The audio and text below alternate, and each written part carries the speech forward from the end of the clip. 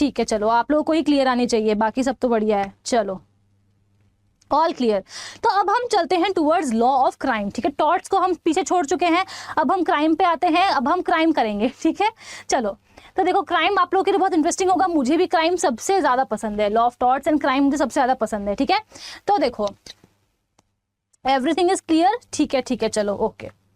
अब हम आते हैं लॉ ऑफ क्राइम पे। तो क्राइम क्या होता है बच्चों, देखो तो क्राइम इज एन एक्ट और ओमिशन पनिशेबल बाय लॉ। जब भी आपसे कोई पूछता है कि क्राइम क्या होता है, ठीक है, तो आप क्या कहते हो कि जो लॉ बनाया गया है अगर हम उस लॉ के खिलाफ जाएंगे इसका मतलब हम लोग क्राइम को कमिट कर रहे हैं।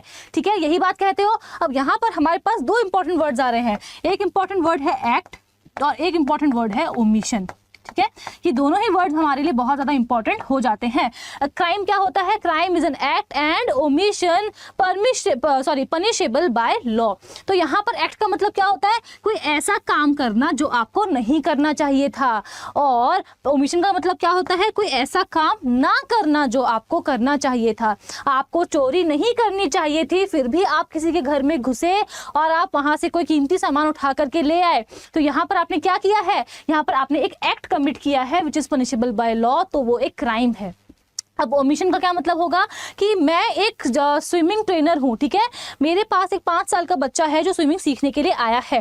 अब वन फाइन डे मैं देखती हूँ, वहाँ पे खड़ी हूँ, ठीक है, मैं खड़े होकर उसको देख रही हूँ, मुझे दिख रहा है कि वो बच्चा जो है वो डूब रहा है, वो चिल्ला रहा है कि मुझे बचा लो मुझे बचा लो, लेकिन मैं उसको नहीं बचाती हूँ। तो यहाँ पर मैंने क्या नहीं किया, मैंने एक ऐसा एक्ट नहीं किया जो मुझे करना चाहिए था, उस बच्चे की जान मुझे बचानी चाहिए थी एज अ स्विमिंग ट्रेनर, जो कि मैंने नहीं बचाई। तो इन दैट केस ये क्या हो गया, ये आ जाएगा ओमिशन में। ठीक है, तो क्राइम क्या है, अगर मैंने कोई ऐसा काम किया है जो मुझे नहीं करना चाहिए था, चोरी नहीं करनी चाहिए बट मैंने किया, तो वो भी एक्ट क्राइम में आएगा।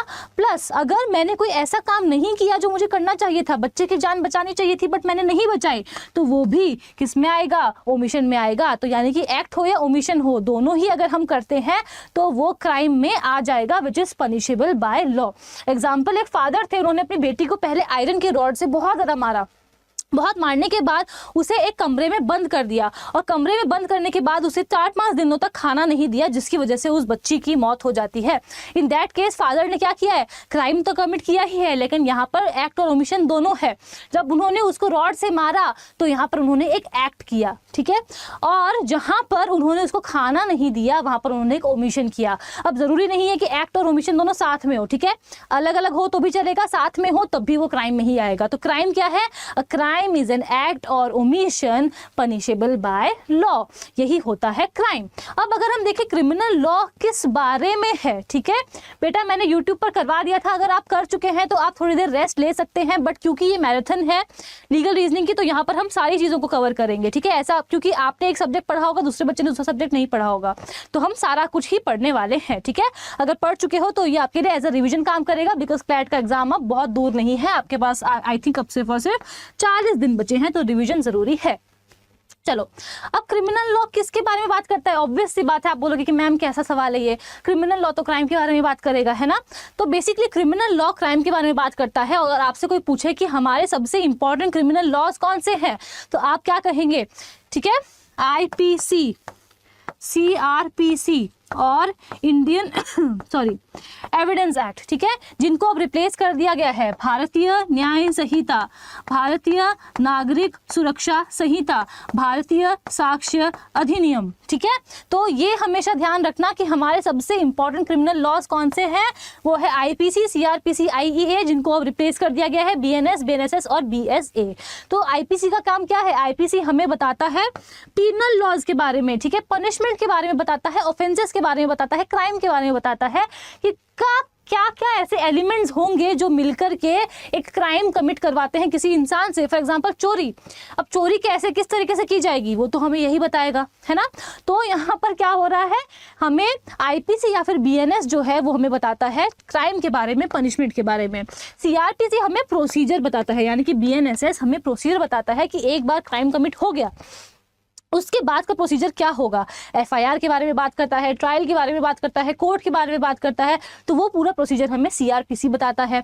और लास्ट में कोर्ट में किस तरीके से एविडेंसेस को वहाँ पर लेकर जाया जाएगा, पेश किया जाएगा, ठीक है, कौन से जो एविडेंसेस हैं वो कोर्ट जो है कोर्ट में एप्लीकेबल होंगे, रिलायबल होंगे, और कौन से कोर्ट एक्सेप्ट नहीं करेगी, वो सारी चीज़ें हमें इंडियन एविडेंस एक्ट में बताई जाती है। तो ये सारे हमारे इंपॉर्टेंट क्रिमिनल लॉज हैं इंडिया के। अब हम आते हैं सबसे इंपॉर्टेंट टॉपिक पे है, वो है एलिमेंट्स ऑफ क्राइम। किसी भी क्राइम को कमिट करने के लिए एलिमेंट्स की जरूरत पड़ती है, जैसे कि चाय बनाने के लिए चाय पत्ती, दूध, चीनी, पानी, सबकी जरूरत पड़ती है, ठीक है। तो उसी तरीके से एक क्राइम को कमिट करने के लिए भी कुछ इंग्रेडिएंट्स की जरूरत पड़ती है, कुछ एलिमेंट्स की जरूरत पड़ती है। वो क्या है? नंबर 1, ह्यूमन बीइंग, यानी कि क्राइम को कमिट करने वाला हमेशा एक इंसान होना चाहिए। क्या आपने कभी सुना है कि एक कुत्ते ने किसी बच्चे को काट दिया, उसकी वजह से बच्चे की मौत हो गई, तो कुत्ते को मर्डर के लिए लायबल ठहरा दिया गया और जेल में डाल दिया गया? क्या कभी सुना है? नहीं सुना होगा। क्यों नहीं सुना? नोट्स नोट्स अगर बैच से बना लिया है तो कोई बात नहीं बेटा, ठीक है। तो यहाँ पर आपने कभी सुना है ऐसा कि कुत्ते ने बच्चे को काटा, बच्चे की मौत हो गई, तो कुत्ता इज लायबल फॉर मर्डर? नहीं सुना होगा। क्यों नहीं सुना है? इसीलिए नहीं सुना है बिकॉज जब हम क्रिमिनल लॉ की बात करते हैं तो हमेशा क्राइम करने वाला एक इंसान होना चाहिए, ह्यूमन बीइंग होना चाहिए। नंबर 2, एक्टस रियस होना चाहिए, यानी कि गिल्टी एक्ट होना चाहिए। नंबर 3, मेंस रिया होना चाहिए, यानी कि गिल्टी माइंड होना चाहिए उस इंसान का, ठीक है। And last but not the least, उसकी वजह से कोई इंजरी होनी चाहिए। तो यही 4 जो है वो हमारे 4 एलिमेंट्स ऑफ क्राइम है। फॉर एग्जांपल मैं हूँ, ठीक है, मेरी अब एग्जांपल के थ्रू समझो, अच्छे से समझ में आएगा। मैं हूँ, मैं चोरी करने का डिसाइड करती हूँ बिकॉज मुझे चोरी करनी है, मुझे जॉब करने में मज़ा नहीं आ रहा है, तो मुझे ये लगता है कि अगर एक बार चोरी कर ली अच्छी खासी तो आराम से 1-2 महीना घर पर बैठो, आराम से नेटफ्लिक्स एंड चिल करो, है ना। तो मैं चोरी करने का सोचती हूँ, ठीक है। तो यहाँ पर सबसे पहला एलिमेंट क्या हुआ कि इंसान हूँ मैं, ठीक है। तो ह्यूमन बीइंग यहाँ पर फुलफिल हो गया। मैंने चोरी करने की सोच ली, मैंने दुकान भी ढूंढ ली जहां मुझे चोरी करनी है, तो वो क्या हो गया? वो मेरा गिल्टी माइंड हो गया। अब मैं क्या करती हूँ, वन फाइन डे, मुझे पता है संडे को वो ज्वेलरी की शॉप जो है वो बंद रहती है, तो मैं हथौड़ा वथौड़ा खरीद लेती हूँ जा करके और पहुंच जाती हूँ वहां पर, हथौड़े से ताले को तोड़ देती हूँ। यानी कि क्या हुआ? मेरे गिल्टी माइंड को पूरा करने के लिए मैंने गिल्टी एक्ट भी कर दिया, ठीक है। और जैसे ही मैंने वो गिल्टी एक्ट कर दिया, अंदर मैं घुस गई, चोरी करके मैं ले आई, उससे जो दुकान वाला था उसको इंजरी हो गई। यानी कि यहाँ पर मैंने क्या किया है? यहाँ पर मैंने क्राइम कमिट किया है बिकॉज ये चारों एलिमेंट्स मैंने फुलफिल कर दिए हैं। मैं एक इंसान हूँ, मेरा गिल्टी माइंड था कि मैं क्राइम कमिट करूँ, मैंने उसके लिए आगे जाकर के क्राइम कमिट किया, यानी कि गिल्टी एक्ट किया, और उसकी वजह से किसी और पर्सन को इंजरी हुई, ठीक है। अब जब हम ये वर्ड सुनते हैं इंजरी, तो इससे हमें समझ में आता है कि इंजरी हो गई, यानी कि मतलब कोई चोट वोट लग गई, ठीक है। लेकिन ये बात ध्यान रखना कि इंजरी का मतलब क्या होता है। अगर किसी को बॉडीली हार्म हुआ है तो वो भी इंजरी में आएगा। अगर मैंने किसी की प्रॉपर्टी को चोरी किया है तो वो भी इंजरी में आएगा। अगर मैंने किसी को डिफेम किया है, किसी को बहुत हैरेस किया है, तो वो भी इंजरी में आएगा। यानी कि इंजरी सिर्फ और सिर्फ बॉडी को नहीं होती है, injury can happen to a person's body, a person's property, a person's mind और अ पर्सन्स रेप्यूटेशन। ये सभी चीजों को अगर हार्म होता है तो हम कह सकते हैं कि यहाँ पर इंजरी हुई है, ठीक है। तो अगर आपसे कभी कोई पूछता है कि what are the elements of crime, तो आप कहेंगे human being, mens rea, actus reus plus injury to the person, ठीक है। तो उसको सबको मिला करके क्राइम के एलिमेंट्स कंप्लीट हो जाते हैं। अब अगर आपसे कोई पूछे कि what is the equation of crime, तो आप हमेशा ध्यान रखना कि गिल्टी एक्ट और गिल्टी माइंड दोनों मिलकर के क्या बनाते हैं? क्राइम बनाते हैं, ठीक है। याद कैसे रखोगे गिल्टी एक्ट और गिल्टी माइंड को? गिल्टी माइंड और गिल्टी एक्ट, ठीक है, ये दोनों ही मिलकर के क्राइम बनाते हैं। याद कैसे रखोगे? गिल्टी माइंड, एम और एम, ठीक है, मेंस रिया का एम और माइंड का एम, तो ये क्या होगा? गिल्टी माइंड हो गया। और गिल्टी एक्ट का ए और एक्टस रियस का ए, ठीक है। ऐसे याद रखना कि किसका क्या मतलब है। मेंस रिया मतलब गिल्टी माइंड, और मेंस रिया मतलब गिल्टी माइंड, और एक्टस रियस मतलब गिल्टी एक्ट, और ये दोनों मिलकर के ही हमेशा क्राइम कमिट किया जाता है। This is the solid equation of crime, ठीक है। I hope that is clear. अब हम थोड़ा सा आगे बढ़ते हैं towards the punishment under the Indian penal code, ठीक है। तो अब हम यहाँ पर आईपीसी और बीएनएस दोनों के बारे में बात करेंगे। दोनों में पनिशमेंट में थोड़ा सा फर्क है। तो अब हम लोग देखते हैं कि किसी पर्सन ने अगर चोरी की है उसको जेल में डाल दिया, किसी ने अगर रेप किया है तो उसको लाइफ इम्प्रिजनमेंट दे दी कि आप जब तक जिंदा रहोगे तब तक आप जेल में रहोगे, ठीक है। और जब निर्भया का केस हुआ था, in that case rarest of the rare case था, तो वहाँ पर डेथ सेंटेंस दी गई।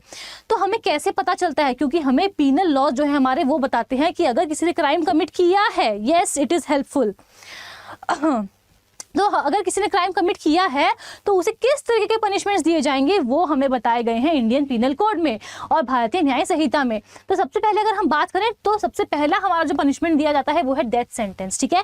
अब ये एक बहुत ही डिबेटेबल चीज़ है, डिबेटेबल कॉन्सेप्ट है कि क्या डेथ सेंटेंस कॉन्स्टिट्यूशनल है। अगर हम किसी को जीवन दे नहीं रहे हैं तो क्या हम उसका जीवन उससे छीन सकते हैं?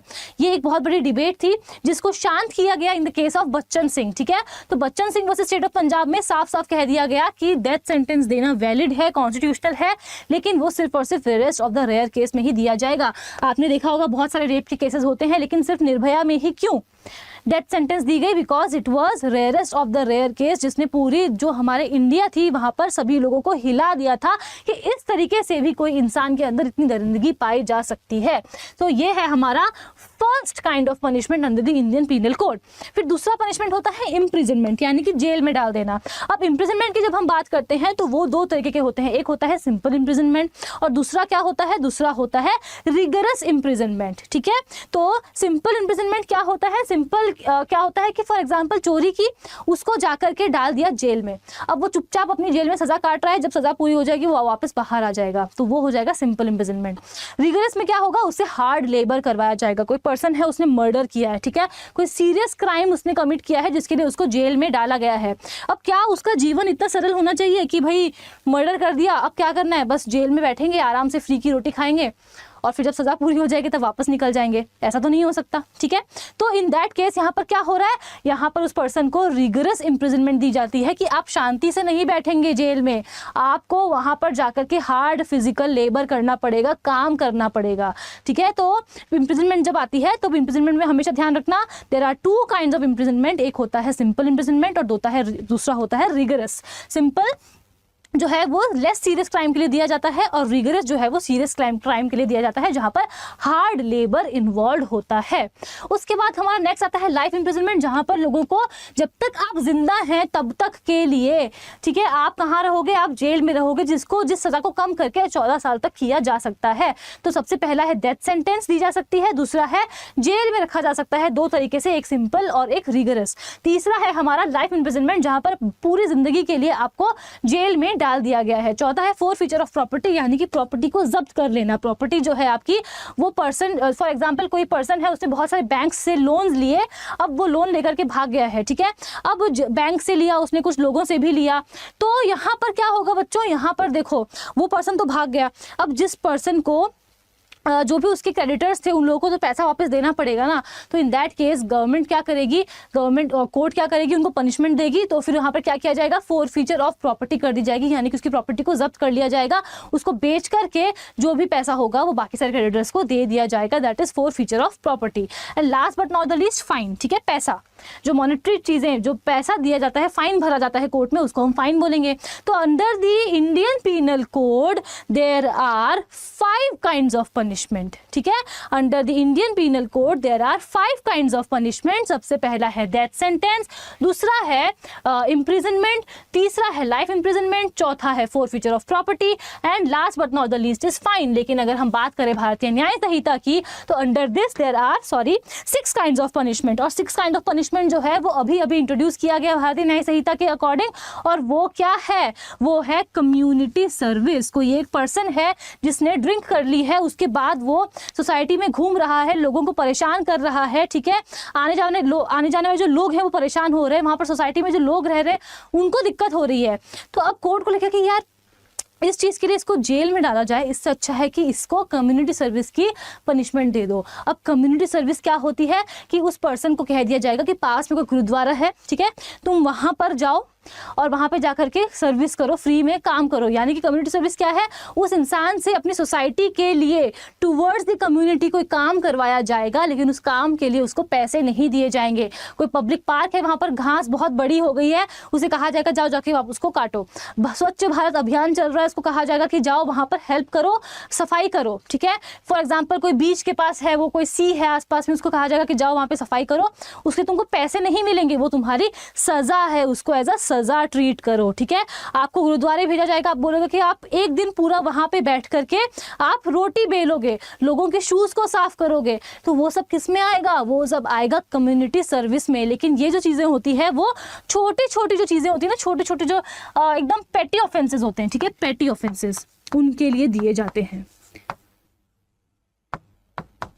तो यहां तक क्लियर हुआ डिफरेंट काइंड्स ऑफ पनिशमेंट। ये वाला सबसे इंपॉर्टेंट है, क्यों, बिकॉज ये भारतीय न्याय संहिता में ही इंट्रोड्यूस किया गया है कम्युनिटी सर्विस, तो इसको आप लोग थोड़ा सा ध्यान रखना, ठीक है। आगे बात समझ में क्लियर हुआ।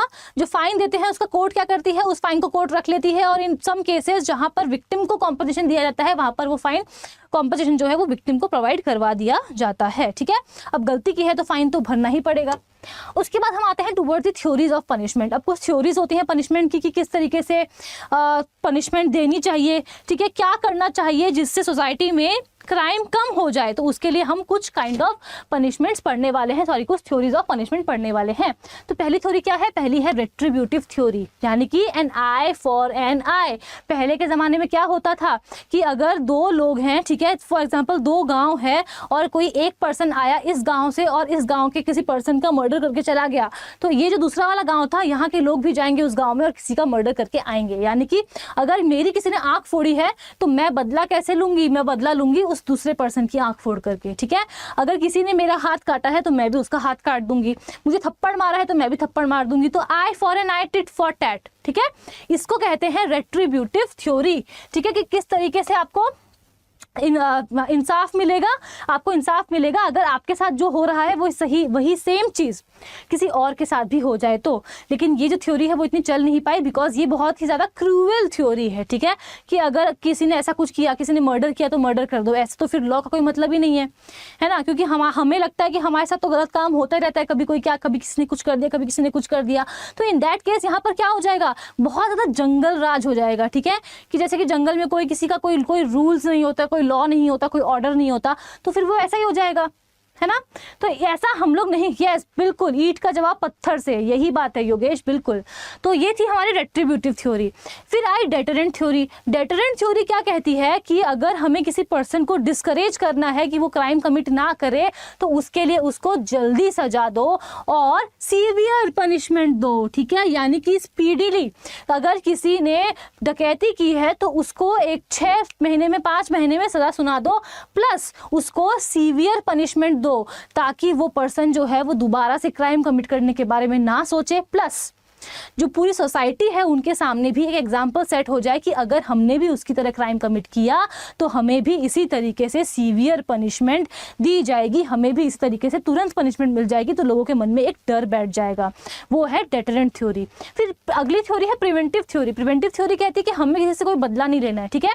सिंपली क्या करो, अगर किसी पर्सन ने क्राइम कमिट किया है तो उसको सोसाइटी से एलिमिनेट कर दो। आप लोगों ने, जब हम लोग बचपन में छोटे थे, जब स्कूल्स में थे, हम लोग तो क्या करते थे, स्कूल में हम लोग बातें करते थे तो पूरी क्लास को डिस्टर्ब करते थे, तो टीचर क्या करती थी, उठाया हमें क्लास से और क्लास के बाहर खड़ा कर दिया, यानी कि हम लोग को क्या किया, सोसाइटी से अलग कर दिया, एलिमिनेट कर दिया। अब मैं क्योंकि बाहर खड़ी हूँ, ठीक है, मैंने बात की, मैं बाहर खड़ी हूँ, तो मुझे शर्म आ रही है कि आने जाने वाले लोग मुझे देख रहे हैं कि देखो पूरी क्लास तो अंदर बैठ करके पढ़ाई कर रही है और इसने कुछ बदमाशी की होगी कि ये बाहर खड़ी है, तो मुझे कहीं ना कहीं शर्म आएगी। अगली बार बात करने से पहले मैं 2 बार सोचूंगी कि नहीं मुझे मैम बाहर खड़ा कर देगी। प्लस जो बच्चे क्लासरूम के अंदर बैठे हैं उनको ये लगेगा कि अगर डिम्पल की तरह हमने भी बात की तो हमें भी बाहर भेज दिया जाएगा, तो फिर वो भी बात नहीं करेंगे, ठीक है।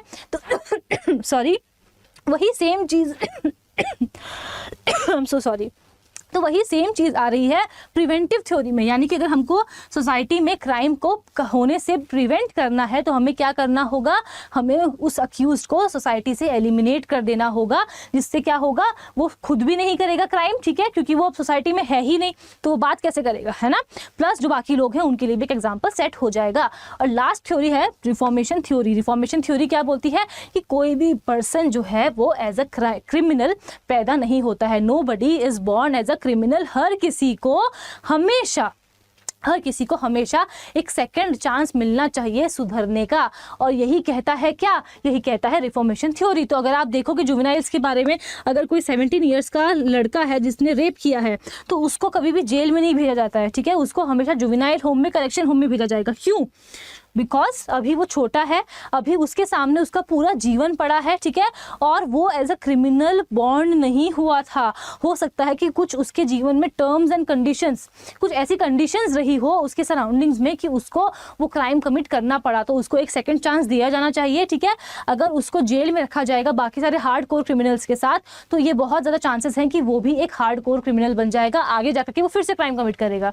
लेकिन अगर उसे करेक्शन होम में रखा जाता है, दूसरा मौका दिया जाता है सुधरने का, सोसाइटी में वापस जाने का, तो इन दैट केस क्या होगा, वो अपनी जिंदगी को वापस संवार सकता है, सुधार सकता है, उसका आने वाला जो फ्यूचर है वो ब्राइट हो सकता है, ठीक है।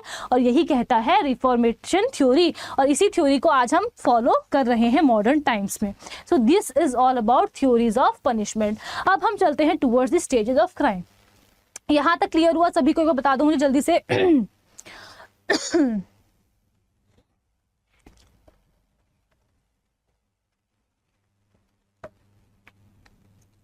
कितने बजे तक क्लास है?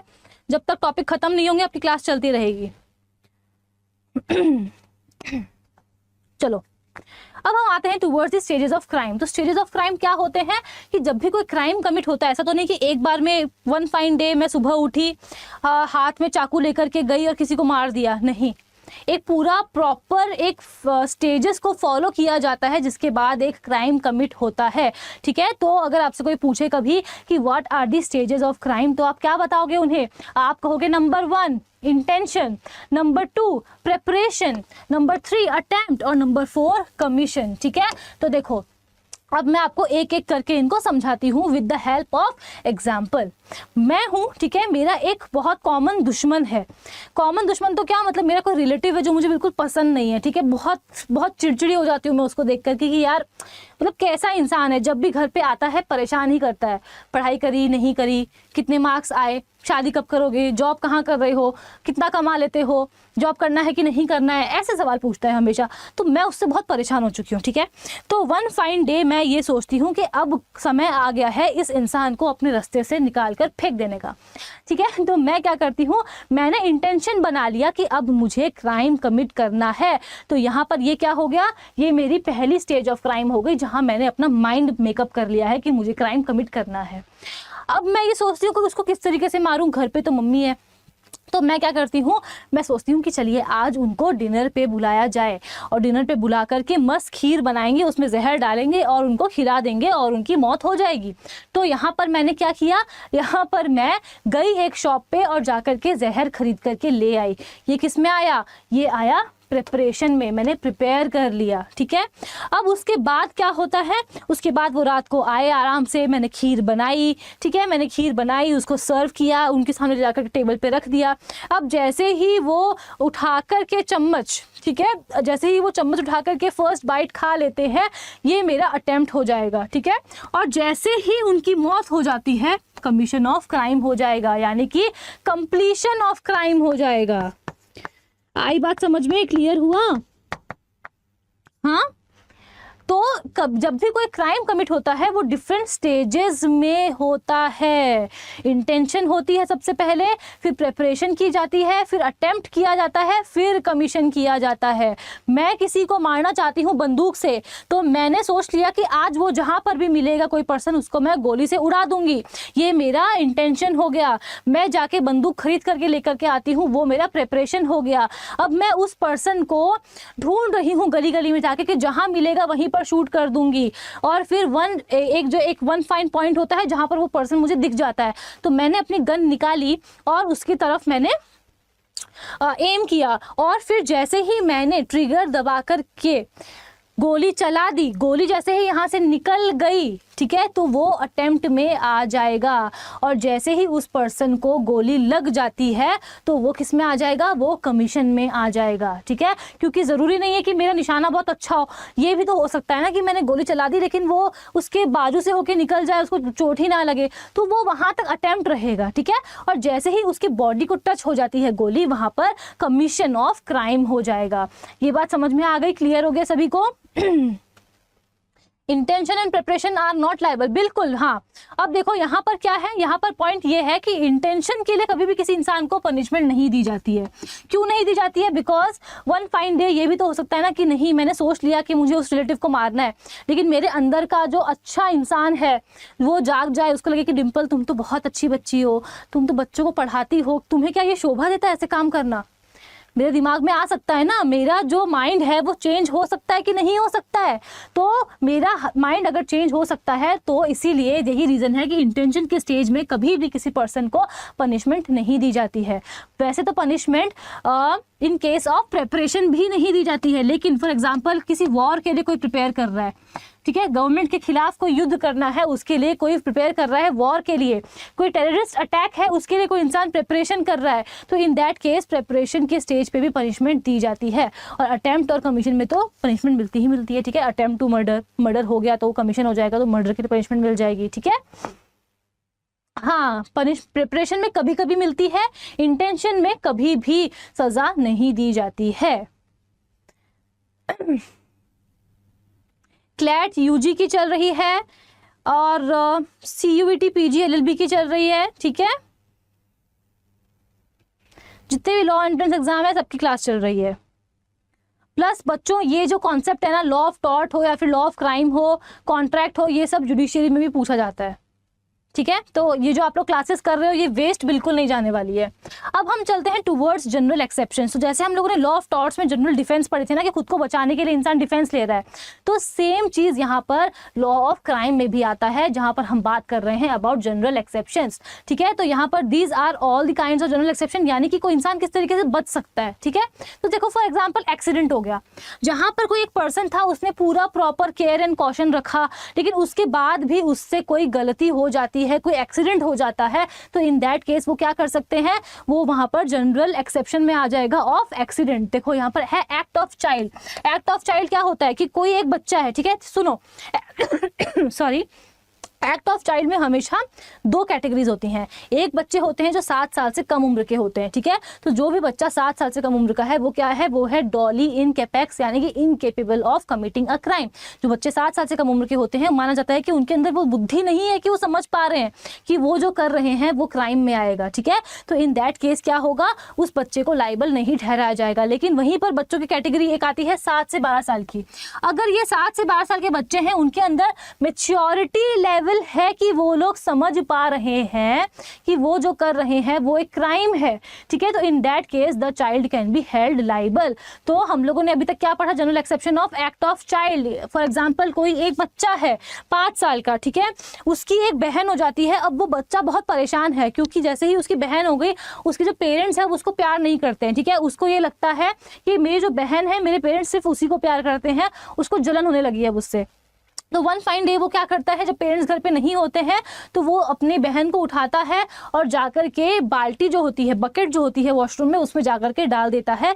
वो बच्ची की मौत हो जाती है, ठीक है। वो बच्चा 5 साल का था, तो क्या वहाँ पर उसको मर्डर के लिए लायबल ठहराया जा सकता है? नहीं, because crime, law of crime जो है वो ये कह रहा है कि it is an act of child which is a general exception, ठीक है। ठीक है, मर्डर में आता, लेकिन क्योंकि वो एक डॉली इनकेपेक्स है, incapable of committing a child है, 5 साल का बच्चा है, तो इसीलिए वो एक्ट ऑफ चाइल्ड में आएगा और उस बच्चे को कोई भी पनिशमेंट वहां पर नहीं दी जाएगी। लेकिन हाँ, वहां पर अगर हम बात करें 7 से 12 साल के बच्चे के बारे में, फॉर एग्जांपल कोई एक बच्चा है, वो अपनी मम्मी के साथ अपने फ्रेंड के यहाँ गया, ठीक है, अपनी मम्मी के फ्रेंड के यहाँ गया। अब वहां पर वो क्या करता है, उसको एक चेन दिखती है सोने की, तो वो क्या करता है, उस सोने की चेन को उठा करके पॉकेट में छुपा लेता है और फिर बाहर आने के बाद में जाकर के उसको बेच देता है, ठीक है। तो इन दैट केस क्या होगा, अगर उसने जाकर के बेच दिया, इसका मतलब उसके अंदर मेच्योरिटी लेवल थी, उसको पता था कि वो जो कर रहा है वो गलत है, वो एक क्राइम है, तो इन दैट केस उस बच्चे को सजा दी जाएगी। ठीक है, फिर आता है अनसाउंड माइंड। कोई एक पर्सन था जिससे क्राइम कमिट हुआ, लेकिन उस बेचारे को पता ही नहीं था कि वो जो कर रहा है वो एक क्राइम है, बिकॉज वो उस टाइम पे अनसाउंड माइंड का था। तो वो किस में आ जाएगा? वो भी जनरल एक्सेप्शन में आ जाएगा। अगर किसी पर्सन ऑफ अनसाउंड माइंड ने चोरी कर ली, बेचारे को पता ही नहीं कि वो सामान उठा के लेकर के जा रहा है किसी का, वो चोरी में आता है। ठीक है, तो इन दैट केस क्या हो सकता है? जनरल एक्सेप्शन लिया जा सकता है। किसका? अनसाउंड माइंड का। बिल्कुल 7 से 12 इयर्स के बीच में बच्चे का इंटेंशन और मैच्योरिटी लेवल, ठीक है, आप ये लिख लो, मैच्योरिटी लेवल या फिर अंडरस्टैंडिंग लेवल जो है वो देखा जाएगा। ठीक है, उसके बाद आता है इंटॉक्सिकेशन। इंटॉक्सिकेशन में क्या होता है? इंटॉक्सिकेशन का मतलब क्या होता है? यानी कि किसी भी नशीले पदार्थ का सेवन करना, चाहे वो अल्कोहल हो या फिर कोई any other kind of drugs हो। ठीक है, तो यहाँ पर हम जब इंटॉक्सिकेशन के बारे में बात करते हैं तो 2 काइंड्स ऑफ इंटॉक्सिकेशन होते हैं। एक होता है वॉलंटरी, दूसरा होता है इनवॉलंटरी। वॉलंटरी क्या है? कि किसी पर्सन ने खुद से अपनी मर्जी से, ठीक है, अपनी नॉलेज से किसी अल्कोहल या फिर ड्रग का कंजम्पशन किया है। तो अगर अपनी मर्जी से किसी इंसान ने कंज्यूम किया है अल्कोहल को और उसके बाद में वो कोई क्राइम कमिट कर रहा है, तो फिर वो जनरल एक्सेप्शन नहीं ले सकता है। क्यों? बिकॉज उसने अपनी मर्जी से लिया था, कंज्यूम किया था अल्कोहल को या फिर ड्रग्स को। लेकिन वहीं पर बात होती है इनवॉलंटरी इंटॉक्सिकेशन की। 5 दोस्त साथ में गए, ठीक है, 4 दोस्त जो है वो ड्रिंक करते थे, 5वां दोस्त नहीं करता था। उस दिन उन 4 दोस्तों का एम यही था कि उस 5वें दोस्त को आज हम लोग ड्रिंक करवा करके ही रहेंगे। तो वो क्या करते हैं? उसकी ड्रिंक को स्पाइक कर देते हैं, यानी कि वेटर को जाके बोला कि इसके लिए एक ऑरेंज जूस लेकर के आओ, उसमें हम आपको एक ड्रग्स दे रहे हैं, वो डाल देना, और उसको मत बताना कि इसमें हम लोगों ने क्या डलवाया है, उसको यही बताना कि ये ऑरेंज जूस है। अब वो जो बेचारा बच्चा होता है वो क्या करता है? ऑरेंज जूस समझ करके उसको पी लेता है। उसके बाद उसे कुछ समझ में ही नहीं आ रहा है कि क्या चल रहा है उसके जीवन में। उसके बाद वो लोगों के साथ मारपीट कर लेता है, कहीं पर चोरी कर लेता है, किसी को मारता है, या फिर किसी लड़की के साथ कोई अच्छा व्यवहार नहीं करता है वो। ठीक है, तो इन दैट केस क्या होगा? इन दैट केस अगर मामला कोर्ट में जाता है तो वो जनरल एक्सेप्शन ले सकता है। किसका? इनवॉलंटरी इंटॉक्सिकेशन का, यानी कि मेरी मर्जी के बिना, ठीक है, without my consent and without my knowledge मुझे इन लोगों ने ड्रग्स दे दिए, जिसकी वजह से मेरे साथ मैंने ऐसा कोई क्राइम कमिट किया, तो मुझे यहाँ पर प्लीज सजा मत दो, because I am not liable here. तो उसे ही हम कहते हैं इंटॉक्सिकेशन। फिर आते हैं नेसेसिटी पे। नेसेसिटी में मुझे समझाने की जरूरत नहीं है, because it is similar to law of torts जो हम पढ़कर आए थे। ठीक है, फॉर एग्जाम्पल कोई 5th फ्लोर है, सॉरी 7th 8th फ्लोर है, ठीक है, वहां पर आग लग गई है। अब सारे लोग तो नीचे हैं, लेकिन सिर्फ और सिर्फ एक बेचारा छोटा बच्चा है जो आग में रह गया है, ठीक है, फंस गया है। छोटा बच्चा है 6 महीने का। अब वहां पर क्या होता है कि एक आदमी होता है, वो बहुत ज्यादा हिम्मत वाला होता है, उसे लगता है कि क्या पता मैं उस बच्चे को बचा लूं। तो वहां वो क्या करता है? जल्दी से भाग करके, अपनी जान पे खेल करके भाग करके वो जाता है ऊपर, और वो उसने लोगों को बोल दिया ऊपर से कि देखो मैं बच्चे को ऊपर से नीचे फेंकूंगा, बिकॉज सांस में लेकर के आया तो वो बच्चा जल सकता है, उसकी मौत हो सकती है। तो आप लोग एक बेडशीट लेकर के नीचे खड़े हो जाओ, मैं उस बच्चे को ऊपर से ही फेंक दूंगा, आप लोग कैच कर लेना। ठीक है, अब उसने बच्चे को फेंक तो दिया, लेकिन वहां पर वो जो बच्चा है उसकी मौत हो जाती है। ठीक है, तो इन दैट केस हम क्या कहेंगे? इन दैट केस यहाँ पर जनरल एक्सेप्शन लिया जा सकता है नेसेसिटी का, कि जान बचानी उस बच्चे की बहुत जरूरी थी। ठीक है, मैं उसको गोद में लेकर के आता तो वो बच्चा बच नहीं पाता। यहाँ पर मेरा इंटेंशन बुरा नहीं था, इंटेंशन तो उस बच्चे को बचाने का था, लेकिन गलती से क्या हो गया कि उस बच्चे की मौत हो गई। Then I can avail this general exception. फिर आता है कंसेंट। ठीक है, कंसेंट भी हम लोग पढ़ चुके हैं। फॉर एग्जाम्पल कोई एक बच्चा है, उसकी बहुत हालत बुरी है, ठीक है, उसका ऑपरेशन होना है, वरना वो उसके बचने के चांसेस बिल्कुल भी नहीं है। अब क्या होता है कि बच्चे का कंसेंट इज नो कंसेंट, तो बच्चे के गार्जियन से कंसेंट लिया जाता है कि आप लोग फॉर्म पे साइन कर दो कि क्या आप लोग रेडी हैं इस बच्चे के ऑपरेशन को करवाने के लिए। ठीक है, तो अब गार्जियन ने वहां पर साइन कर दिया। जैसे ही गार्जियन ने वहां पर साइन कर दिया है, उसके बाद ऑपरेशन किया जाता है, लेकिन वो बच्चा बच नहीं पाता है। तो क्या इन दिस केस गार्जियन की लायबिलिटी बनेगी? नहीं बनेगी, बिकॉज यहाँ पर गार्जियन ने कंसेंट दिया था। ठीक है, उसके बाद दूसरी बात ये हो गई कि फॉर एग्जांपल कोई वो है ऑपरेशन कर रहा है, कोई सर्जन है, ठीक है, उसने इंसान को बता दिया किसी को कि देखो आपके बचने के चांसेस सिर्फ और सिर्फ 90% है, सॉरी सिर्फ और सिर्फ 10% है, ठीक है, 90% है कि अगर आपका ऑपरेशन किया जाता है तो आपकी मौत हो जाएगी, क्या आप चाहते हैं कि हम आपका ऑपरेशन कर दें? तो फिर जो पेशेंट है वो साइन कर देता है कि हाँ आप मेरा ऑपरेशन कर दीजिए, जो होगा देखा जाएगा, बिकॉज बचने के चांसेस तो वैसे भी कम है, ठीक है। तो इन दैट केस क्या हो जाएगा, अगर ऑपरेशन कर दिया जाता है और उस पर्सन की मौत हो जाती है तो यहाँ पर क्या होगा, यहाँ पर वो जो सर्जन है वो लाइबल नहीं होगा। क्यों नहीं होगा? बिकॉज यहाँ पर उस पेशेंट ने कंसेंट दिया था, ठीक है। फॉर एग्जांपल एक और है इसमें कंसेंट में कि फॉर एग्जांपल कोई एक बुजुर्ग इंसान है 95 ईयर्स का, जिसके बचने के चांसेस बहुत कम है, तो मैं एक डॉक्टर हूँ, मुझे लगता है कि 95 ईयर्स की पर्सन है, क्या पता इनकी कोई आखिरी इच्छा हो, क्या पता इनको अपनी विल जो है वो किसी और के नाम करके जानी हो, ठीक है।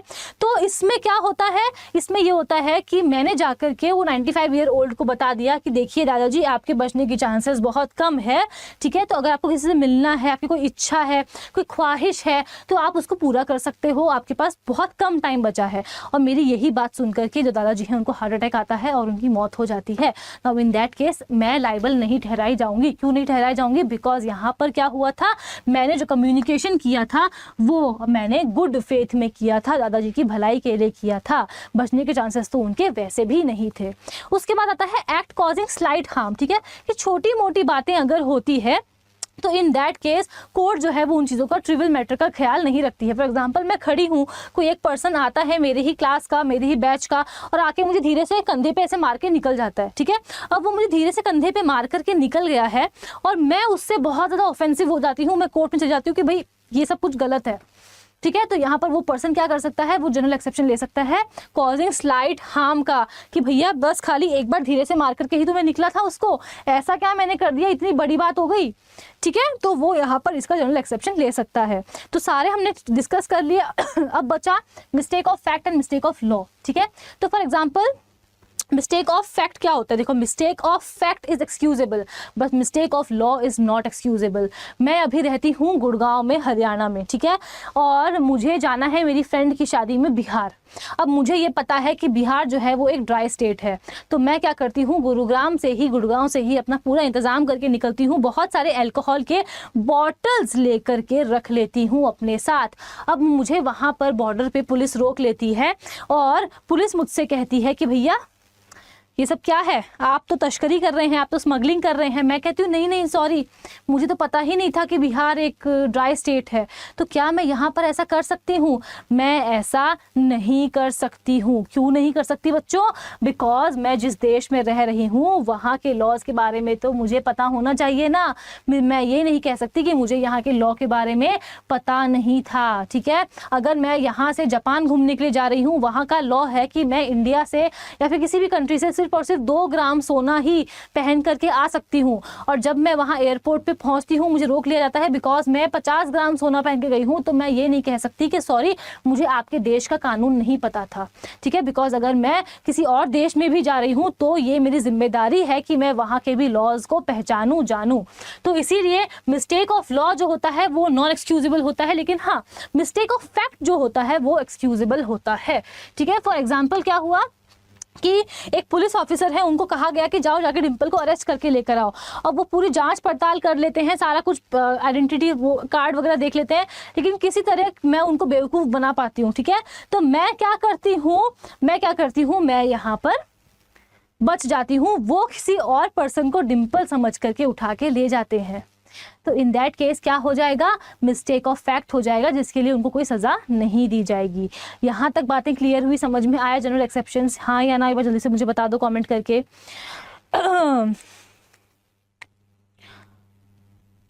बिल्कुल पारुल, अनड्यू ड्यूरस में आएगा। क्लियर हो गया? कितने टाइम से पढ़ा रही हैं? 11:10।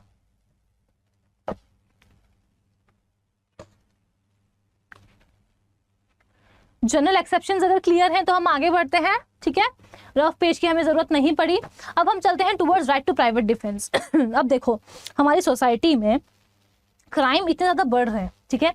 अगर वन फाइन डे मुझे पता चलता है कि कोई एक पर्सन है जो मुझे मारने आ रहा है, तो क्या मेरे पास ये राइट नहीं होना चाहिए कि मैं खुद को बचा सकूं? होना चाहिए ना।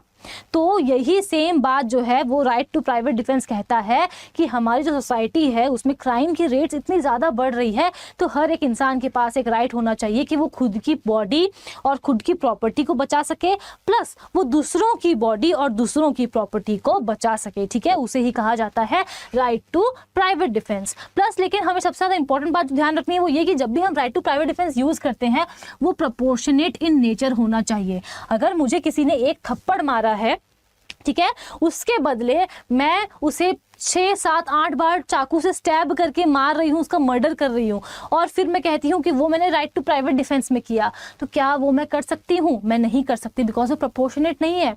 जितना फोर्स उसने मेरे ऊपर यूज़ किया है मैं उतना ही फोर्स किसी और पर्सन के ऊपर यूज़ कर सकती हूँ, तभी वो प्राइवेट डिफेंस में आएगा।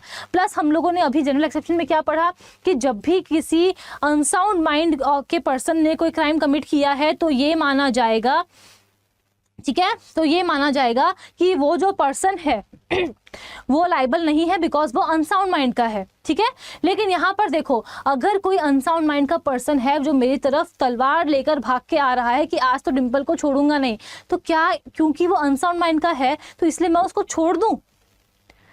हाँ, नहीं छोड़ा जा सकता ना उसको, बिकॉज मेरा भी तो जीवन है, मेरे पास, मुझे भी तो अपना जीवन प्यारा है। तो इन दैट केस मैं अपना right to private defence use कर सकती हूँ उस अनसाउंड माइंड के पर्सन के खिलाफ भी। ठीक है, वो कोई क्राइम कमिट नहीं कर सकता, ऐसा हम लोग अज्यूम करके चल रहे हैं जनरल एक्सेप्शन के थ्रू। लेकिन मेरे को अगर मेरा right to private defence use करना है तो मैं यूज कर सकती हूँ against a person of unsound mind as well. I hope this is clear. ठीक है, उसके बाद देखो, क्या right to private defence use करते वक्त, ठीक है, हमारे पास ये भी राइट होता है कि हम किसी को मार सकें?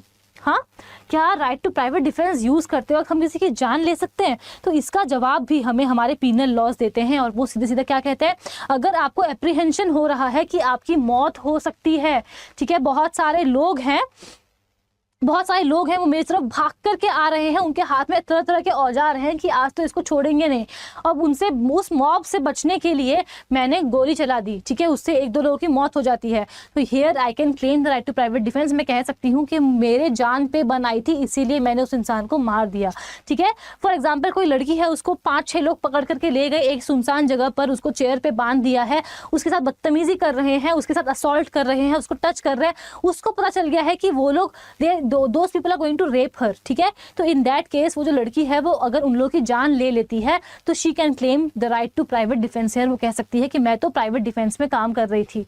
अगर कोई लड़की है जिसको ये लग रहा है कि उसके ऊपर एसिड अटैक किया जा सकता है और उससे बचने के लिए अगर वो किसी की जान ले रही है तो वो ऐसा कर सकती है। ठीक है, 2-3 चोर हैं, वो लोग किसी के घर में घुस गए हैं चोरी करने के लिए, रॉबरी करने के लिए। ठीक है, वहां पर उन लोगों ने क्या किया है, एक बूढ़ी दादी हैं, उनको पकड़ लिया है, और उनको पकड़ने के बाद में उनके सिर पे बंदूक रख दिए, कह दिया कि अगर हम लोग को चोरी आप लोगों ने नहीं करने दी तो इन दैट केस हम उनको गोली से उड़ा देंगे। ठीक है, और वहां पर वो लोग बाकी सभी के साथ भी बदतमीजी करते हैं, सबको पकड़ते हैं, मारते हैं। ठीक है, तो इन दैट केस अगर उस चोर को 1-2 को अगर मार दिया जाता है तो यहाँ पर वो फैमिली क्या कह सकती है, हम लोग यहाँ पर राइट टू प्राइवेट डिफेंस को यूज कर रहे थे। बस इतनी बात हमें हमेशा ध्यान रखनी है कि राइट टू प्राइवेट डिफेंस अगर आप यूज कर रहे हो तो उसके पहले अगर आपके पास उस जगह से भाग जाने का कोई आपके पास ऑप्शन था, या फिर आपके पास ऑप्शन था कि आप पुलिस के पास जा सको, लेकिन अगर आप नहीं गए तो आप right to private defence avail नहीं कर सकते हो। फॉर एग्जांपल, मैं यहाँ पर खड़ी हूँ, ठीक है, मेरे पास कोई एक पर्सन आता है, कहता है कि डिम्पल तुम यहीं पर खड़े रहना, मैं 15 मिनट पे अपने घर जाकर के आता हूँ, अपना गन लेके आता हूँ, आज मैं तुमको मार दूंगा। ठीक है, अब मैं वहां पर 15 मिनट तक खड़े हूँ, वेट कर रही हूँ कि वो कब आएगा। अब जब मुझे दिख गया कि 15 मिनट बाद वो पर्सन सामने से आ रहा है तो मैं क्या करती हूँ, अपनी गन निकाल के पहले उसको मार देती हूँ। अब मैं कोर्ट में ये कहती हूँ कि I was using my right to private defence, मुझे पता था कि वो मुझे मारने आ रहा था, बट इन दिस केस क्या मैं right to private defence use कर सकती हूँ? मैं यूज नहीं कर सकती, बिकॉज मेरे पास ये ऑप्शन था, 15 मिनट का मेरे पास समय था कि मैं वहां से भाग जाऊं, अपनी जान को बचा लूं और जाकर के पुलिस वालों की मदद ले दूं, लेकिन मैंने ऐसा नहीं किया, मैं वहीं खड़े रही 15 मिनट। तो इन दिस केस मैं राइट टू प्राइवेट डिफेंस को यूज नहीं कर सकती हूँ। ठीक है, फिर हम आते हैं towards the concept of joint liability. अब देखो, जब भी कोई क्राइम कमिट किया जाता है बेटा, ये सब तो कॉन्स्टिट्यूशन में आएगा ना आशुतोष, कॉन्स्टिट्यूशन अभी हम लोगों ने पढ़ा ही नहीं है, आगे पढ़ेंगे। तो तो देखो अब क्या हो रहा है, यहाँ पर जॉइंट लायबिलिटी हो रही है, ठीक है। तो फॉर एग्जांपल मैंने कोई क्राइम कमिट किया तो ऑब्वियस सी बात है कि मुझे पनिशमेंट दी जाएगी, लेकिन अगर कोई मुझे मदद कर रहा है, कोई मेरी मदद कर रहा है, कोई मेरे साथ जा रहा है, तो क्या उसको सजा नहीं दी जाएगी? उसको भी सजा दी जाएगी। मैं और मेरी फ्रेंड है, हम लोगों को सी को मारना है, ठीक है, और यहाँ पर मैं क्या करती हूँ, मैं उसको मारने के लिए जाती हूँ और मेरी फ्रेंड जो है वो मुझे बंदूक खरीद करके ला के देती है कि लो जाओ सी को मार दो। तो इन दिस केस क्या सिर्फ मैं लाइबल हूँ? नहीं, मेरी फ्रेंड भी लाइबल है, बिकॉज यहाँ पर हमारी जॉइंट लाइबिलिटी बन रही है। I hope this is clear, ठीक है।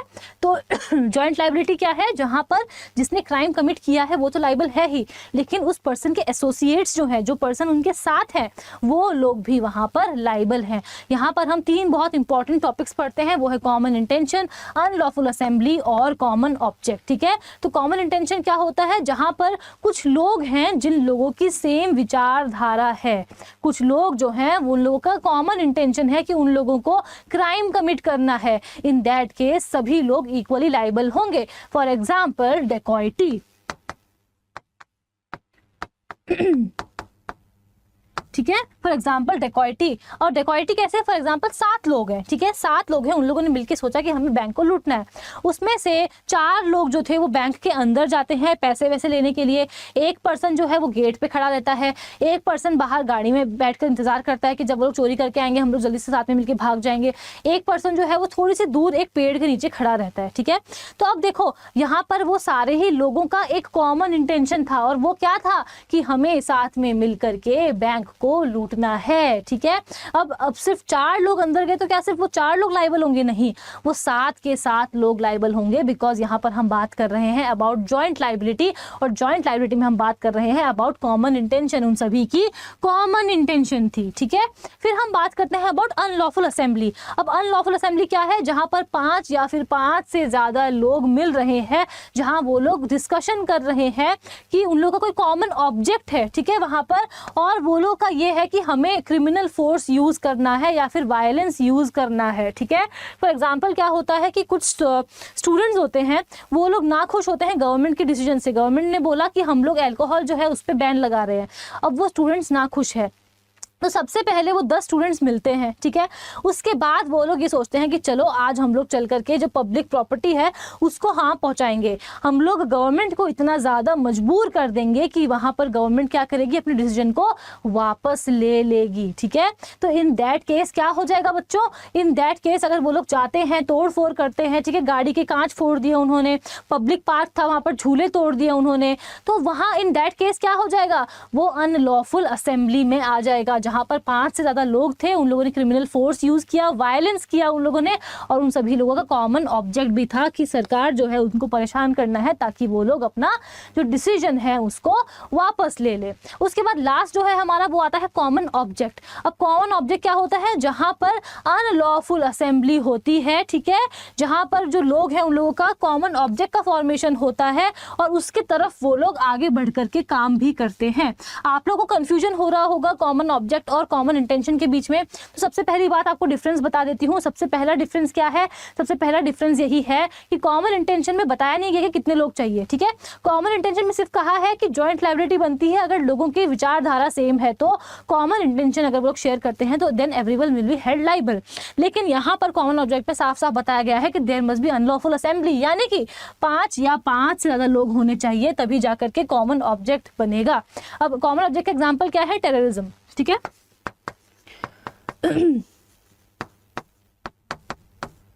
तो यहाँ पर क्या होता है? फॉर एग्जाम्पल एक टेररिस्ट ग्रुप है। अब ये टेररिस्ट ग्रुप क्या करता है? 30 लोगों का ग्रुप है, ये लोग चाहते हैं कि ये लोग जाकर के बम फोड़े, ठीक है। अब इन लोगों ने पूरी प्लानिंग प्लॉटिंग कर ली। अब ये लोग इसमें से टॉप 5 चुनते हैं कि भाई सारे जने चले जाएंगे तो फिर ऐसे थोड़ी काम चलेगा, आगे जाके भी करना है।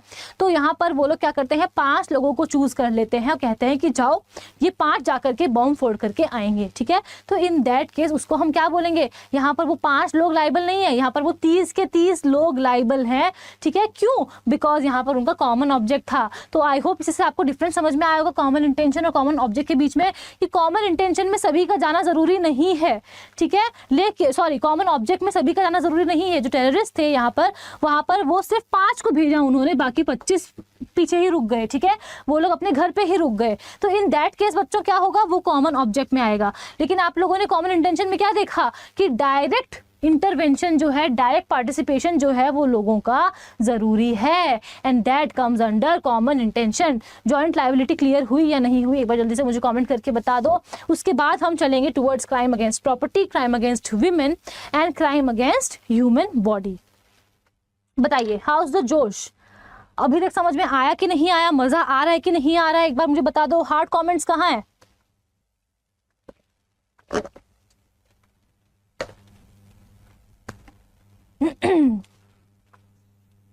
सब लोग लंच करने चले गए?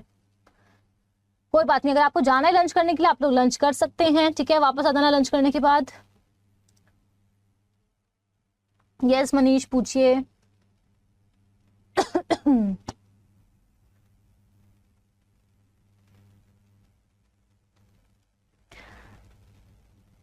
ठीक है, जोश है, अभी बचा है।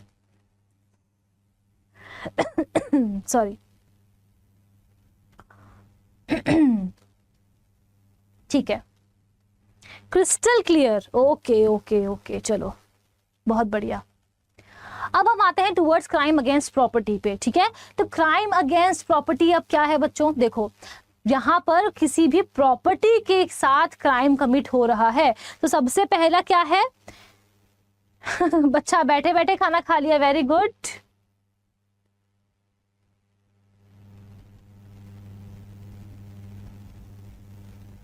चलो अब जल्दी से आ जाओ फिर से, ठीक है, हम लोग क्राइम अगेंस्ट प्रॉपर्टी को स्टार्ट करते हैं। हाँ बेटा, 1 अक्टूबर से स्टार्ट किए, तब भी कोई बात नहीं, लेकिन यू नीड टू बकअप, ठीक है, जल्दी जल्दी करना पड़ेगा आपको। तो क्राइम अगेंस्ट प्रॉपर्टी क्या है कि किसी इंसान की प्रॉपर्टी के साथ क्राइम कमिट हो रहा है। सबसे पहला क्राइम क्या है? थेफ्ट। अब देखो मैं क्या करती हूँ, वन फाइन डे मैं आती हूँ स्टूडियो में, आज संडे है, ठीक है, तो आज मैं आ गई, डाउट क्लियर हो रहा है बहुत सारा, चलो बहुत बढ़िया। अब आज संडे है, आज मैं आप लोगों को पढ़ाने के लिए आ गई, ठीक है। अब मैं पढ़ाते पढ़ाते ही सोचती हूँ कि वाओ ये पेन तो बहुत ज़्यादा महंगा है, ठीक है, तो मैं एक काम करती हूँ, इस पेन को उठा के ले जाती हूँ बाहर जा करके इसको बेच दूंगी। तो यहाँ पर क्या हुआ, डिसऑनेस्ट इंटेंशन हुई मेरी, और ये एक मूवेबल प्रॉपर्टी है, ठीक है, तो मेरी डिसऑनेस्ट इंटेंशन हुई कि मैं इसको ले जा करके बेच दूंगी। अब ये जो पेन है क्या ये मेरा है? नहीं, ये यहाँ के मालिक का है, स्टूडियो का है, ठीक है, तो मैं यहाँ से क्या करती हूँ, बिना किसी के कंसेंट के इस प्रॉपर्टी को उठा करके ले जाती हूँ और बाहर ले जा करके बेच देती हूँ। आउट ऑफ पोजेशन ले गई मैं यहाँ पे, इससे बाहर जैसे ही मैं ले गई इस पेन को, इसका मतलब मैं आउट ऑफ पोजेशन ले गई इसको, इस पर्सन के, सॉरी इस पेन के असली ओनर से, ठीक है। तो अब मैंने यहाँ पर क्या कमिट किया, अगर मैं यहाँ से इसको बाहर ले जाती हूँ बेच देती हूँ, तो यहाँ पर मैंने चोरी की है, ठीक है। लेकिन वहीं अगर हम बात करें रॉबरी की, ठीक है, तो चोरी और रॉबरी में क्या फर्क होता है? देखो मैंने चोरी यहाँ पर की, मैंने किसी को हार्म नहीं पहुंचाया, मैंने किसी को यहाँ पर हार्म नहीं पहुंचाया, मैं सिर्फ और सिर्फ चुपचाप डिसऑनेस्ट इंटेंशन के साथ इस पेन को चोरी करके ले गई। लेकिन रॉबरी में क्या होगा, फॉर एग्जांपल मैंने सोच लिया कि मैं इस पेन को चोरी करके लेकर जाऊंगी, ठीक है, अब मैं जैसे ही बाहर निकलने वाली हूँ उसी टाइम पे क्या होता है, मेरे सामने से 2 लोग आ रहे होते हैं। अब जैसे ही वहां से वो 2 लोग आने लगे, मुझे देख के डर लग गया कि भाई ये लोग तो मुझे पकड़ लेंगे, इतना इतना इतना मैं कीमती पेन लेके भाग रही हूँ। तो वहां पर मैं क्या करती हूँ, अपनी बंदूक निकाल लेती हूँ और उनकी तरफ दिखाती हूँ कि अगर तुम लोग यहाँ आए, मुझे रोकने की कोशिश की, तो तुम लोगों की मैं जान ले लूंगी। तो ये किस में आ जाएगा, यहाँ पर उन पर्सन को मैंने फियर में रखा, ठीक है, उनको डर है कि उनकी इंस्टेंट डेथ हो सकती है अगर वो लोग आए मुझे रोकने के लिए। तो ये क्या आ जाएगा, ये रॉबरी में आ जाएगा। और यही चीज डेकॉइटी में कब आएगी, जब ये सेम काम 5 या 5 से ज्यादा लोग करेंगे तो, ठीक है। हमेशा ध्यान रखना कि चोरी जो होती है उसी में रॉबरी जुड़ जाती है, कि ठीक है, चोरी कब रॉबरी होगी, जब वहां पर फोर्स यूज किया जाएगा या फिर किसी इंसान को डराया धमकाया जाएगा कि आपकी इंस्टेंट डेथ हो सकती है, आपको मारा जा सकता है, आपको हर्ट हो सकता है, तो वो आ जाएगा रॉबरी में। और जब वो रॉबरी 5 या 5 से ज्यादा लोग करेंगे तो वो आ जाएगा डकैती में, ठीक है। I hope that is clear. अब यहाँ पर सबसे इंपॉर्टेंट बात जो है वो आती है एक्सटॉर्शन में। आप सभी को लगेगा कि भैया एक्सटॉर्शन में और रॉबरी में क्या फ़र्क होता है, ठीक है। तो देखो, एक सुनसान सड़क होती है, मैं वहाँ से जा रही होती हूँ, ठीक है, मेरे पास मेरा फ़ोन होता है और मेरे पास मैंने कुछ ज्वेलरी पहन के रखी है, वो मैंने पहन के रखी होती है, ठीक है। अब एक बाइक वाले आते हैं, वो वहाँ पर रुक जाते हैं, वो मुझे गन दिखाते हैं और कहते हैं कि अगर तुमने अपना सारे वैल्यूएबल सामान जो है हमें नहीं दिए तो देख लेना, हम तुम्हें यहीं पर मार देंगे, ठीक है। अब यहाँ पर मैंने क्या किया, अपने आप सारे अपनी ज्वेलरी निकाली, अपना फोन निकाला, उनके हाथ में थमा दिया कि भैया मुझे छोड़ दो, तुम ये सारा सामान लेके चले जाओ। तो यहाँ पर मैंने क्या किया, मेरे खुद के सामान की, मेरे खुद के प्रॉपर्टी की डिलीवरी मैंने खुद की है। तो वो किस में आएगा, वो एक्सटॉर्शन में आएगा, ठीक है। रॉबरी में वो मुझसे छीन करके लेके जा रहे हैं, लेकिन एक्सटॉर्शन में उन्होंने मुझे डराया धमकाया इस तरीके से कि मैंने खुद ने ही अपना सामान उनको दे दिया। और यही मेन डिफरेंस होता है रॉबरी के बीच में और एक्सटॉर्शन के बीच में। फिर आता है क्रिमिनल मिसअप्रोप्रिएशन ऑफ प्रॉपर्टी, ठीक है। इसमें क्या हो जाएगा कि किसी और पर्सन की प्रॉपर्टी को अपने खुद के यूज़ के लिए कन्वर्ट कर लेना, यूज़ कर लेना, ठीक है। फॉर एग्जांपल मैंने क्या किया, मैं बाहर जा रही थी इंडिया से कुछ दिनों के लिए, तो अपने दोस्त को मैंने अपनी गाय दे दी कि भैया मेरी गाय का ख्याल रखना, मैं आ जाऊँगी। अब मुझे कुछ ज़्यादा टाइम लग जाता है, 6-7 महीने गुजर जाते हैं। मैं जब 6-7 महीने बाद आती हूँ तो मेरी गाय ने एक बच्चा दिया होता है, ठीक है। तो मेरा दोस्त क्या करता है, वो गाय मुझे लौटा देता है, लेकिन मुझे बताता ही नहीं है कि उसका एक बच्चा भी है, बच्चे को खुद रख लेता है। इन दैट केस ये किस में आएगा, ये आ जाएगा क्रिमिनल मिसअप्रोप्रिएशन ऑफ प्रॉपर्टी की, कि मेरी प्रॉपर्टी थी, उसने उसको कन्वर्ट कर लिया अपने खुद के यूज के लिए, ठीक है। और उसे ही कहा जाएगा क्रिमिनल मिसअप्रोप्रिएशन ऑफ प्रॉपर्टी। फिर आता है हम स्नैचिंग पे। देखो, स्नैचिंग का जो ऑफेंस है वो भारतीय न्याय संहिता में ही इंट्रोड्यूस किया गया, इंडियन पीनल कोड में नहीं हुआ करता था, ठीक है। तो जब इंडियन पीनल कोड अप्लाई होता था उस टाइम पे अगर किसी की सोने की चेन कोई खींच के ले गया या फिर अगर किसी का फोन स्नैच करके ले गया तो पुलिस उसको किस में डालती थी, या तो चोरी में डालेगी या फिर रॉबरी में डालेगी, ठीक है, उस केस को। लेकिन अब स्नैचिंग का अलग से एक ऑफेंस बना दिया गया है अंडर भारतीय न्याय संहिता। तो अगर किसी का मोबाइल छीन के लेके जाया जाता है या फिर किसी की चेन अगर खींच के लेके जाते हैं तो वो सब स्नैचिंग में आएगा। फिर हम आते हैं थोड़ा सा क्रिमिनल ट्रेसपास पे। क्रिमिनल ट्रेसपास क्या है, हम लोगों ने ट्रेसपास पढ़ा, उसी से रिलेटेड है, ठीक है, किसी और की प्रॉपर्टी में घुस जाना। लेकिन क्राइम में क्रिमिनल ट्रेसपास थोड़ा सा अलग होता है। और अलग क्या है यहाँ पर, देखो, मैं किसी की प्रॉपर्टी में घुस गई किसी पर्सन को इंसल्ट करने के लिए, अनॉय करने के लिए, उसे परेशान करने के लिए, उसे धमकाने के लिए, वो आएगा क्रिमिनल ट्रेसपास में। एक लड़का होता है, उसको एक लड़की बहुत पसंद होती है, उसने 3-4 बार उसको प्रपोज किया होता है, ठीक है। अब क्या होता है कि वो लड़की उसको मना कर देती है। अब वो लड़का बहुत ज़्यादा आक्रोश में आ जाता है कि अब तो मैं इसकी बेइज्जती करवा के रहूंगा। तो वन फाइन नाइट वो क्या करता है, उस लड़की के घर पहुंच जाता है, बेल बजाता है, उस लड़की के जो मम्मी पापा होते हैं वो बाहर आते हैं। अब जैसे ही वो वहां बाहर आए, वो लड़का चिल्लाने लगता है, धमकाने लगता है, उनकी इंसल्ट करता है कि समझते क्या हो खुद को, इसको मैं उठा करके ले जाऊंगा, तुम लोग मुझे जानते नहीं हो कि मैं कौन हूँ। उसकी वजह से क्या होता है कि आसपास के लोग भी बाहर आ जाते हैं। तो इसका मतलब क्या हो रहा है, वो पर्सन बिना उनकी परमिशन की उनकी प्रॉपर्टी में घुसा पहले तो, और फिर उसके बाद में उसने क्या किया, उसके बाद में उसने वहां पर उनको अनॉय किया, उनकी इंसल्ट की। तो वो किस में आ जाएगा, वो आ जाएगा क्रिमिनल ट्रेसपास में। आई बात समझ में। फिर आता है criminal breach of trust. Criminal breach of trust क्या होता है, किसी का भरोसा तोड़ना। मैं एक 95 ईयर ओल्ड हूँ, ठीक है, मुझे पता है कि कुछ दिनों में मेरी मौत होने वाली है, तो मैं अपनी विल लिख देती हूँ और विल लिख करके एक एग्जीक्यूटर को देती हूँ कि जिस दिन मेरी मौत हो जाएगी आप ये विल, जितने भी लोगों को मैंने इसमें नाम लिखा है, उन लोगों में मेरे जो प्रॉपर्टी है उसको बांट देना, ठीक है। अब वन फाइन डे मेरी मौत हो जाती है और यहाँ पर क्या होता है, बढ़िया है, मतलब समझी नहीं मैं। अब देखो यहाँ पर क्या होता है, अब यहाँ पर ये होता है कि मैं क्या करती हूँ कि ठीक है, मैंने उनको दे दिया। अब वन फाइन डे मेरी मौत हो जाती है। अब मेरी मौत होने के बाद वो जो एग्जीक्यूटर है वो क्या करता है, उसको पता है कि यार जो जिनके लिए मैं प्रॉपर्टी लिख करके गई हूँ उनको तो पता ही नहीं है ना कि मेरे पास कितनी प्रॉपर्टी है। तो उसे लगता है कि एक बहुत ही अच्छा बंगलो था 2 करोड़ का, कि क्या पता चलेगा इसके लीगल एयर्स को कि कितनी प्रॉपर्टी थी इसके पास, एक बंगलो को मैं रख लेता हूँ, ठीक है। तो वो बाकी सारी प्रॉपर्टी तो उनको बता देता है कि आपके पिताजी ने आपके लिए ये छोड़ा, आपके दादाजी ने आपके लिए ये छोड़ा, लेकिन वो जो एक बंगलो होता है उसको वो खुद रख लेता है। तो इन दैट केस वो क्या कर रहा है, वो यहाँ पर क्रिमिनल ब्रीच ऑफ ट्रस्ट कर रहा है, मैंने उसके ऊपर भरोसा किया था, ठीक है। और फिर हम आते हैं last but not the least mischief पे। मिसचीफ क्या होता है? इंटेंशन के साथ किसी और को परेशान करना ताकि उनके पास जो प्रॉपर्टी है उससे उनका लॉस हो जाए, वो प्रॉपर्टी डैमेज हो जाए, या फिर उस प्रॉपर्टी की कोई काम ही नहीं रहे अब, ठीक है, यूटिलिटी ही खत्म हो जाए उसका, या फिर क्या हो, या फिर वहां पर उस प्रॉपर्टी की वैल्यू खत्म हो जाए। फॉर एग्जाम्पल मैं हूँ, मुझे एक बंगलो खरीदना है, वो बंगलो है 50 लाख का, ठीक है। अब मुझे लगता है कि यार 50 लाख तो बहुत ज़्यादा हो जाएंगे, मेरे पास इतने पैसे नहीं है। कुछ ऐसा हो कि ये बंगलो मुझे 20 लाख में मिल जाए, तो मैं वहाँ पर पूरी प्लानिंग प्लॉटिंग करती हूँ, ठीक है। वहाँ पर मैं इस तरीके से अफवाह फैला देती हूँ कि ये जो बंगलो है ये तो हॉन्टेड है, यहाँ पर रात को आवाज़ें आती है भूत की, ठीक है, पायल बजने की यहाँ पर आवाज़ आती है। मैं कुछ प्रोजेक्टर्स यूज़ करती हूँ और रात को वहाँ पर आत्मा दिखवा देती हूँ, ठीक है, कि यहाँ पर देखो कि यहाँ पर ना आत्माएं घूमती है, ठीक है, आवाज़ें आती है। तो यहाँ पर अब क्या होता है, लोग उस घर को लेने के लिए तैयार नहीं है। लोग यहाँ पर अब क्या कर रहे हैं, लोग यहाँ पर बोल रहे हैं कि भैया हमें नहीं लेना इस घर को। तो उसकी वजह से वो जो 50 लाख का बंगलो था उसकी वैल्यू कम होकर के 25 लाख हो जाती है, और अब मैं उस घर को खरीद लेती हूँ। तो मैंने यहाँ पर क्या किया है, मैंने यहाँ पर मिसचीफ किया है, ठीक है। क्लियर हुआ सभी को? बताना ज़रा एक बार। ऑफेंसेस अगेंस्ट प्रॉपर्टी क्लियर हुआ या नहीं हुआ, बताइए।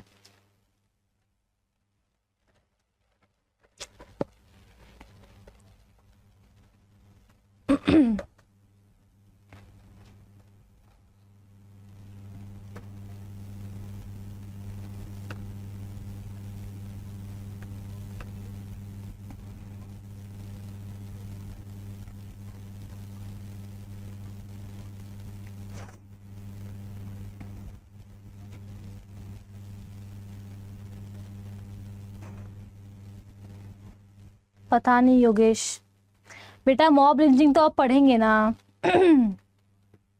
देखो अब आते हैं हम लोग आगे ऑफेंसेस अगेंस्ट वुमेन पे, ठीक है, औरतों के साथ। अब देखो आईपीसी में ऐसा कुछ अलग से नहीं दिया हुआ था, लेकिन भारतीय न्याय संहिता में ऑफेंसेस अगेंस्ट वुमेन का एक अलग से चैप्टर बनाया गया है। तो सबसे पहला ऑफेंस क्या है, outraging the modesty of a women. जो भी एक औरत होती है वो अपने साथ अपने सेल्फ रिस्पेक्ट को लेकर चलती है, ठीक है, एक डिग्निटी होती है एक औरत की जिसको हार्म नहीं किया जा सकता है, ठीक है। फॉर एग्जाम्पल एक आदमी होता है, एक सड़क पे एक लड़की चल रही होती है, वो उसका दुपट्टा खींच लेता है, तो वो किस में आ जाएगा, वो आ जाएगा outraging the modesty of a women में, ठीक है। सेक्सुअल हैरेसमेंट क्या होता है कि एक कोई लड़की है, उसके ऊपर कोई सेक्सुअली कलर्ड रिमार्क्स फेंक रहा है, ठीक है, उसको कुछ बहुत अजीब वर्ड्स के साथ उसको बुलाया जा रहा है, उसके साथ वो फिजिकल कांटेक्ट कर रहा है जबरदस्ती, उसको जबरदस्ती पोर्नोग्राफी दिखाता है या फिर उससे सेक्सुअल फेवर्स मांगता है, तो ये सब किस में आ जाएगा, वो सब आ जाएगा सेक्सुअल हैरेसमेंट पे। फिर आते हैं हम लोग वॉयरिज्म पे। वॉयरिज्म क्या होता है, देखो जब भी हम लोग किसी एक पर्टिकुलर, फॉर एग्जांपल आप अपनी एक घर में है, 4 दीवारी में है, आप वहां पर कपड़े चेंज कर रहे हैं, तो यहाँ पर क्या हो रहा है, यहाँ पर यू हैव एन ऑप्शन कि आप जहां पर चेंज कर रहे हैं वहां पर आपको कोई देखने वाला नहीं है, आप उस 4 दीवारी में बिल्कुल सेफ है। बट इन दैट केस अगर कोई पर्सन वहां पर कैमरा यूज करता है, आपकी पिक्चर्स क्लिक करता है, आपकी वीडियोस बनाता है, फॉर एग्जांपल ट्रायल रूम, अगर आप ट्रायल रूम में जाकर कपड़े चेंज कर रहे हैं, देन ये एक नोशन है कि नोबडी इज वॉचिंग अस। लेकिन इन दैट केस अगर वहां पर कोई हिडन कैमरा होता है तो वो किस में आ जाएगा, उस ऑफेंस को हम कहते हैं voyeurism. Then the next kind of offense is stalking. Stalking से हम सभी को समझ में आता है कि डिजिटल स्टॉकिंग जो हम सभी लोग करते हैं, ठीक है, सोशल मीडिया पे, लाइक फॉर एग्जांपल इंस्टाग्राम हो गया, फेसबुक हो गया, हम लोग किसी को स्टॉक कर रहे हैं, ठीक है। बट जब हम लोग इंडियन पीनल कोड या फिर भारतीय न्याय संहिता के बारे में बात करते हैं तो यहाँ पर स्टॉकिंग सिर्फ और सिर्फ डिजिटल स्टॉकिंग नहीं होती है। अगर आप किसी को फॉलो कर रहे हो, कोई लड़की है वो अपने कॉलेज से अपने घर जाती है, शाम को घर से निकलकर ट्यूशन जाती है, और कुछ लोग हैं वो लोग उसको फॉलो कर रहे हैं फ्रॉम स्कूल टू ट्यूशन, तो वो क्या आएगा, वो भी स्टॉकिंग में ही आएगा। Then we have the offence of bigamy. अब ये जो बाइगैमी वाला ऑफेंस है वो सिर्फ और सिर्फ विमेन के लिए नहीं है, वो मेन के लिए भी है। फॉर एग्जांपल मैं मैरिड हूँ, मेरे मैरिड होने के बाद भी मेरा डिवोर्स नहीं हुआ है अभी तक, ठीक है, मेरा हस्बैंड अलाइव है, स्टिल मैं किसी और के साथ शादी कर लेती हूँ। इन दिस केस मैंने क्या किया है, I have committed the offence of bigamy. Then comes causing miscarriage, यानी कि कोई एक विमेन है, उसको फॉर एग्जाम्पल उसकी कोई ड्रिंक को स्पाइक कर दिया गया गया जिसकी वजह से उसका मिसकैरेज हो जाए, तो it is also an offence under the Indian penal Code या फिर Bharatiya Nyaya Sanhita, which is known as causing miscarriage of a women. उसके बाद जो नेक्स्ट काइंड ऑफ ऑफेंस आता है against women, that is dowry death. अब डाउरी डेथ में हमारे लिए इंपॉर्टेंट क्या है, within 7 years of marriage. तो यानी कि फॉर एग्जाम्पल कोई एक लड़की है, अभी उसके शादी को 7 साल पूरे नहीं हुए हैं, ठीक है, कोई एक ऐसी अननेचुरल सर्कमस्टांसेस होती है जिसकी वजह से उस लड़की की मौत हो जाती है, और ये पता चलता है कि उसकी मौत होने से पहले उसके साथ जबरदस्ती की गई थी, उसके साथ मारपीट की गई थी, उसको हैरेस किया गया था। तो अगर 7 साल से पहले ऐसा कुछ होता है, इन दैट केस क्या कहा जाएगा कि वहां पर डाउरी डेथ हुई है उस लड़की की, ठीक है, उसके साथ उसको दहेज लेने के लिए उसको प्रताड़ित किया गया ताकि उसकी मौत हो जाए या फिर वो सुसाइड कर ले, then it will come under dowry death. Then the next kind of offense is word, gesture or act intended to insult the modesty of a woman। आप लोगों ने बहुत बार देखा होगा कि अगर कोई लड़की जा रही है तो कुछ लड़के झुंड बना करके खड़े हैं, वहां पर सीटी बजा रहे हैं, वो किस में आएगा, वो इसी में आएगा, which is that word, gesture या फिर क्या, act intended to insult the modesty of a women. And last but not the least is cruelty by husband और रिलेटिव ऑफ द हस्बैंड, ठीक है, यानी कि हस्बैंड है या फिर उनके रिलेटिव्स हैं, वो लोग क्या कर रहे हैं, वो लोग एक औरत को परेशान कर रहे हैं ताकि वो सुसाइड कमिट कर ले, वो लोग उसको परेशान कर रहे हैं कि वो और दहेज लेकर के आए अपने घर से, कोई अनलॉफुल डिमांड है उन लोगों की, ठीक है, उसको वो लोग अबेट कर रहे हैं, इतना परेशान कर रहे हैं ताकि वो सुसाइड अटेम्प्ट कर ले, तो वो किस में आ जाएगा, वो आ जाएगा अंडर क्रूएल्टी बाय हस्बैंड और रिलेटिव ऑफ द हस्बैंड। अब आप मुझसे पूछेंगे how is it different from domestic violence act, तो ये डिफरेंस इसलिए है बिकॉज डोमेस्टिक वायलेंस आता है under civil law and cruelty by husband और रिलेटिव्स आता है अंडर क्रिमिनल लॉ, ठीक है, यहां तक क्लियर हुआ सभी को।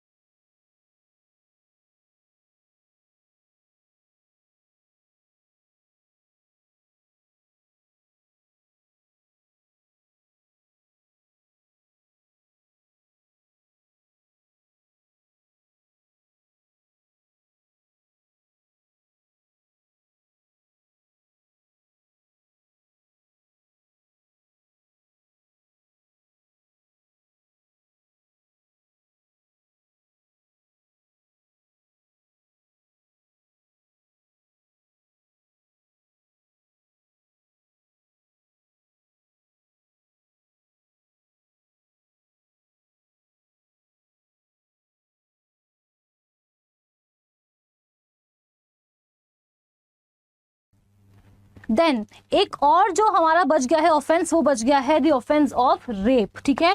अब देखो जब निर्भया का केस हुआ था उसके पहले जो रेप का डेफिनेशन था वो बहुत डिफरेंट हुआ करती थी, बिकॉज वहां पर सिर्फ और सिर्फ penile vaginal sexual intercourse without consent को ही रेप माना जाता था। लेकिन निर्भया के केस के बाद आया क्रिमिनल लॉ अमेंडमेंट एक्ट 2013 और उसके बाद बहुत ही इंपॉर्टेंट टर्म्स उसमें ऐड कर दिए गए। वो इंपॉर्टेंट टर्म्स क्या हैं, देखो आप सभी लोग हमेशा ध्यान रखना, इंसर्शन, मैनिपुलेशन, एप्लीकेशन और पेनिट्रेशन, यानी कि if there is penetration of private parts of a man then वो रेप में आएगा, if there is application of mouth to the private parts of a women तो वो भी रेप में आएगा, if there is manipulation of the body parts of a women so as to rape her वो भी किस में आएगा, रेप में आएगा। And last but not the least, अगर वहां पर कोई भी ऑब्जेक्टिफिकेशन हो रहा है, किसी ऑब्जेक्ट का इस्तेमाल हो रहा है फॉर इंसर्शन तो वो भी रेप में आएगा। आई होप आप लोगों को ऑफेंसेस अगेंस्ट विमेन जो है वो क्लियर हो गए होंगे। तो फिर अब हम आगे बढ़ते हैं towards offences against human body, ठीक है, ठीक है।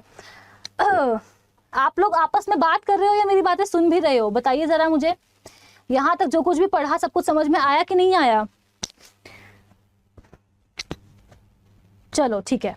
अब हम आते हैं towards offences against human body, ठीक है। तो सबसे पहला ऑफेंस क्या है, मॉब लिंचिंग। अभी मुझे किसी ने पूछा था मुझसे, है ना, कि मैम मॉब लिंचिंग और एक और वर्ड था, उसमें क्या डिफरेंस होता है। तो देखो मॉब लिंचिंग में बच्चों क्या होता है, जहां पर 5 या 5 से ज्यादा लोग होते हैं, जहां पर वो लोग किसी और पर्सन का मर्डर कमिट करते हैं, जहां उनका एक कॉमन बिलीफ होता है। फॉर एग्जाम्पल कोई एक एरिया है जहां पर वो बहुत ही रिलीजियस है, ठीक है, वहां पर कोई भी नॉनवेज लेकर के जाना अलाउड नहीं होता है। अब क्या होता है कि मेरा एक दुश्मन है, वो दुश्मन चाहता है कि वो मुझे मरवा दे। तो एक बार मैं एक पॉलिथीन लेकर के उस एरिया से गुजर रही होती हूँ और वहां पर वो क्या करते हैं, वो इंसान जो है वो मेरे खिलाफ वहाँ पर अफवाह फैला देता है कि डिम्पल तो यहाँ से मीट लेकर के जा रही है। अब वो सभी लोग जो हैं वो आक्रोश में आ जाते हैं, मेरी तरफ भाग करके आते हैं और मुझे मार देते हैं, ठीक है। तो वो किस में आएगा, वो मॉब लिंचिंग में आएगा, जहाँ पर 5 या 5 से ज़्यादा लोगों ने एक कॉमन बिलीफ होते हुए मेरी मौत हो गई, मुझे मेरा मर्डर कर दिया, ठीक है। तो वो मॉब लिंचिंग में आएगा। फिर आता है कॉजिंग डेथ बाय नेग्लिजेंस, ठीक है, कि इस तरीके से गाड़ी चलाना, इतनी तेज गाड़ी चलाना कि किसी और को टक्कर लग जाए और उसकी मौत हो जाए, तो वो भी किस में आएगा, ऑफेंसेस अगेंस्ट ह्यूमन बॉडी में आएगा।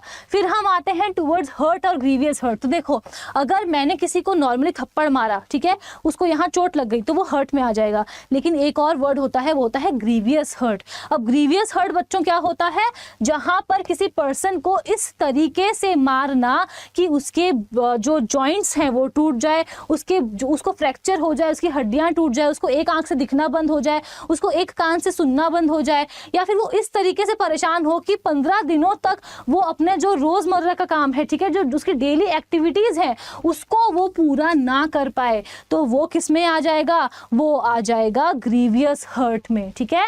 तो नॉर्मली किसी को अगर मारा तो वो हर्ट में आएगा, लेकिन इस तरीके से मारा कि वो अपना काम नहीं कर पा रहा है, इस तरीके से मारा कि उसके हाथ पैर टूट गया है, उसको आंखों से दिख नहीं रहा है, तो वो आएगा ग्रीवियस हर्ट में। फिर हम आते हैं असॉल्ट पे। अब असॉल्ट क्या होता है, असॉल्ट बेसिकली होता है किसी को कुछ इस तरीके से जेस्चर दिखाना या कुछ इस तरीके से कोई प्रेपरेशन करना जिसकी वजह से सामने वाले को लगे कि मैं उसके ऊपर क्रिमिनल फोर्स यूज करने वाली हूँ, तो वो आ जाता है असॉल्ट में। फॉर एग्जाम्पल मैं क्या करती हूँ, मैं इस बॉटल को लेती हूँ, ठीक है, किसी पर्सन के सामने मैं गई और मैं इस बॉटल को लेकर के खड़ी हूँ, मैं इसका कैप खोलती हूँ और मैं कैप खोल करके इस तरीके से पानी फेंकने का इशारा करती हूँ। अब ये किस में आ जाएगा, यहाँ पर उस पर्सन को एप्रीहेंशन हुआ है कि मैं उसके ऊपर क्रिमिनल फोर्स यूज करने वाली हूँ। अब हो सकता है कि इस बॉटल में एसिड हो, ठीक है, तो मैंने जैसे ही कैप खोला और मैंने वहाँ पर उसको इस तरीके से मैंने यहाँ पर ये जेस्चर दिया या फिर एक्ट किया, तो ये किस में आ जाएगा, ये आ जाएगा असॉल्ट में। फिर हम चलते हैं टुवर्ड्स द नेक्स्ट ऑफेंस, वो है किडनैपिंग और एब्डक्शन। तो देखो हम सभी लोगों को ये लगता है कि किडनैपिंग और एब्डक्शन, सॉरी किडनैपिंग बड़े लोगों की भी होती है, ठीक है, बट आज आप लोगों का ये डाउट क्लियर हो जाएगा। वो कैसे, देखो जो भी बच्चों की, जब भी किसी बच्चे को एंटाइज किया जाता है या फिर उसको उठा करके लेकर जाया जाता है, फॉर एग्जांपल कोई एक बच्चा है जो कि 12 साल का है, ठीक है, उससे ये कहा जाए कि हम तुम्हें चॉकलेट देंगे, मेरे साथ चलो, ठीक है। अब वो बच्चा है, उसको तो चॉकलेट ज़्यादा इंपॉर्टेंट है, ठीक है, तो वो वहाँ पर क्या करता है, वो उस चॉकलेट के लिए उस इंसान के साथ चला जाता है अपनी मर्जी से, तो वो किस में आ जाएगा, वो किडनैपिंग में आ जाएगा। या फिर अगर बच्चे को उठा के ले जाए तो वो भी किडनैपिंग में आ जाएगा। लेकिन अगर वही चीज़ अगर किसी 30 साल के व्यक्ति के साथ की जाए, ठीक है, किसी 30 ईयर्स का कोई इंसान है, वो अपनी मम्मी के साथ मार्केट गया है, उसको कहा गया कि अरे जल्दी चलो, तुम्हारी मम्मी जो है वो बेहोश हो गई थी, उनको पास में ही हॉस्पिटल में लेकर के गए, तुम जल्दी चल के हमारी गाड़ी में बैठो। अब वो इंसान गाड़ी में बैठता है और उसको उठा करके लेके चले जाते हैं, वो किस में आएगा, वो किडनैपिंग में नहीं आएगा, वो आएगा एब्डक्शन में। बात क्लियर हुई? There is a difference between kidnapping और एब्डक्शन। बच्चों को उठा के लेकर जाएंगे तो किडनैपिंग में आएगा, बड़ों को उठा के लेके जाएंगे तो वो एब्डक्शन में आएगा, ठीक है। फिर सॉरी यहाँ तक क्लियर हुआ? सभी को बताओ जरा एक बार मुझे, और सभी लोग एक बार सेशन को लाइक और शेयर जरूर से कर देंगे। 2 बजे तक खत्म तो हो जाएगी ना, अब पता नहीं अभी तक तो 2 बजे तक खत्म होगी या नहीं होगी। उसके बाद हम चलते हैं टुवर्ड्स रॉन्गफुल रेस्ट्रेंट और रॉन्गफुल कन्फाइनमेंट, ठीक है। तो रॉन्गफुल रेस्ट्रेंट क्या होता है बच्चों? रॉन्गफुल रेस्ट्रेंट है कि किसी पर्सन को किसी पर्टिकुलर डायरेक्शन में ना जाने देना। फॉर एग्जाम्पल, मैं यहाँ से गुजर रही हूँ और मेरे सामने आकर प्रीति खड़ी हो जाती हैं। प्रीति मुझसे कहती है कि मैम आप इस पर्टिकुलर डायरेक्शन में स्ट्रेट नहीं जा सकते हो, लेकिन आप चाहो तो आप राइट जा सकते हो, आप चाहो तो आप लेफ्ट जा सकते हो, आप चाहो तो आप यू टर्न लेके पीछे से भी जा सकते हो, ठीक है। तो यहाँ पर प्रीति ने मुझे एक पर्टिकुलर डायरेक्शन में जाने से रोका है, तो ये किस में आ जाएगा? ये आ जाएगा रॉन्गफुल रेस्ट्रेंट में, ठीक है। उसने मुझे एक पर्टिकुलर डायरेक्शन में नहीं जाने दिया। लेकिन वहीं पर अगर मैं यहाँ पर आप लोगों को स्टूडियो में पढ़ा रही हूँ, ये एक 4 दीवारी है, यहाँ पे मैं आपको पढ़ा रही हूँ, और यहाँ पर आकर के अंजलि मेरा गेट लॉक कर देती है, अब मैं यहाँ से कहीं भी नहीं जा सकती हूँ, मैं इस 4 दीवारी में कैद हो गई हूँ, ठीक है। तो यहाँ पर ये क्या हो जाएगा? ये हो जाएगा रॉन्गफुल कन्फाइनमेंट, ठीक है। आ गई बात समझ में? क्लियर हो गया? अंजलि और प्रीति, बुरा तो नहीं लगा आप लोगों को? मैंने एग्जाम्पल के लिए नाम लिया आप लोगों का। ऐसे चीजें बहुत अच्छे से समझ में आती है और जल्दी समझ में आती है, ठीक है बेटा। अभी तो एप्लीकेशन फॉर्म भी फिल हो रहे हैं क्लैट के, तो जब वो हो जाएगा तभी आपका एडमिट कार्ड आएगा नवंबर में। तो रॉन्गफुल रेस्ट्रेंट हो गया, रॉन्गफुल कन्फाइनमेंट हो गया। अब हम लास्ट में चलते हैं टुवर्ड्स मर्डर और कल्पेबल होमिसाइड। देखो, मर्डर आप लोगों को समझ में आता है, ठीक है। कोई एक पर्सन है जिसको इतनी बार स्टैब किया गया, 15-20 बार उसको चाकू से स्टैब किया गया ताकि वो इंसान जो है वो मर जाए, तो वो किस में आ जाएगा? वो मर्डर में आ जाएगा। लेकिन मर्डर कल्पेबल होमिसाइड कब होगा? देखो, यहाँ पर डिफरेंस बस इंटेंशन और नॉलेज का है, ठीक है। बहुत ज़्यादा फर्क नहीं होता है कल्पेबल होमिसाइड और मर्डर में, बस थोड़ा सा ही फर्क होता है।